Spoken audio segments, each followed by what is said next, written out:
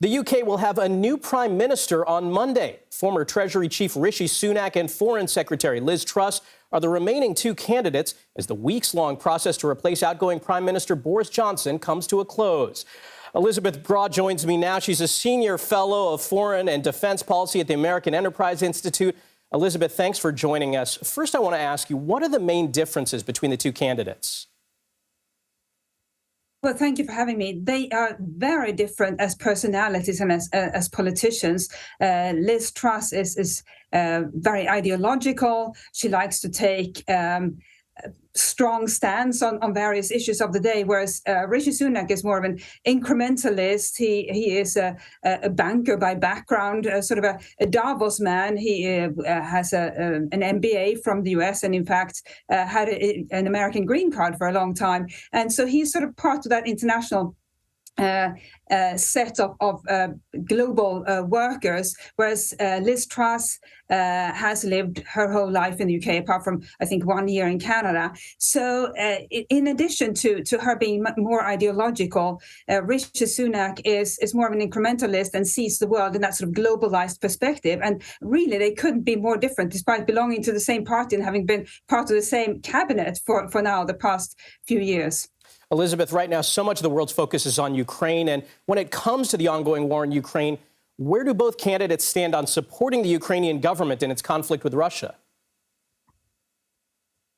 It's interesting that Liz Truss took an early position on Ukraine, came out very strongly in favor of Ukraine, as did Boris Johnson, of course, the outgoing prime minister, whereas Rishi Sunak, as Chancellor of the Exchequer, as a finance minister, really didn't have a major involvement in the war, and it wasn't really one of his major interests anyway. Liz Truss, as foreign secretary, of course, had a professional role to play in taking a UK position on matters. So she has been much more vocal, and Rishi Sunak has been trying to catch up to say the UK will stand up for you, Ukraine, but he's really not known as a foreign policy practitioner, which is, I think, to his detriment at the moment, considering how quickly globalization is collapsing and conflicts are rising. So he's sort of trying to catch up with her there in taking this strong stand in favor of Ukraine, which, remember that Boris Johnson, that was one of his major positions during the past year.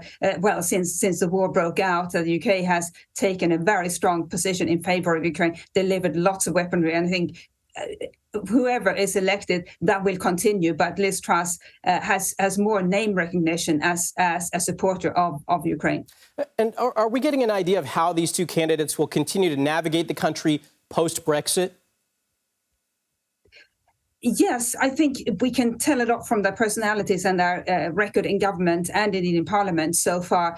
Liz Truss, who is, of course, the likely winner, she styles herself as a second coming of, or I shouldn't say second coming, a successor to Margaret Thatcher, even down to almost dressing like her on many occasions. And she does take her cues from Margaret Thatcher's leadership style in sort of making bold announcements on issues of the day. And that can go well, and it can be a very brave position to take. It can also misfire. So I think that is a risk. And in essence, Liz Truss is the polar opposite of Angela Merkel, who is, of course, the European leader who has dominated European politics for so long.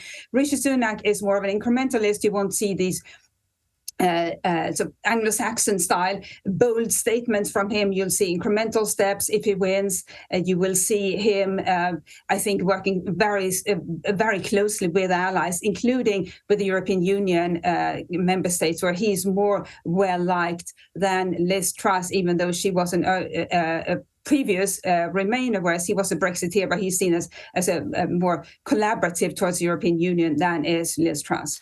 Elisabeth Braw, thanks so much for joining us. We appreciate your time.